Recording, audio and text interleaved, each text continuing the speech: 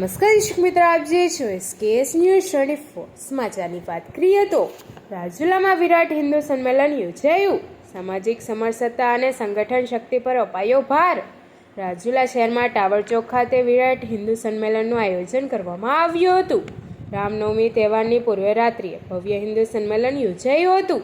સૌપ્રથમ પધારેલા સંતો મહંતોનું ફૂલહાર પહેરાવી સ્વાગત કરાયું હતું તેમજ નાની બાળાઓ દ્વારા સમાજમાં જાગૃતિ માટે નાટક અને સાંસ્કૃતિક કૃતિઓ રજૂ કરાઈ હતી।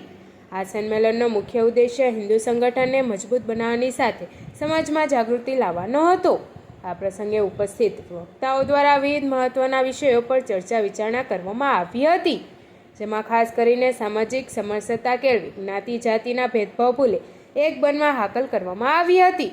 ઉપરાંત બદલતા સમયમાં કુટુંબ પ્રબોધન દ્વારા સંસ્કારોનું સિંચન, નાગરિક કર્તવ્ય પ્રત્યે જાગૃતિ અને પર્યાવરણ સંરક્ષણ જેવા મુદ્દાઓ સહિત વિવિધ બાબતોએ માર્ગદર્શન આપ્યું હતું।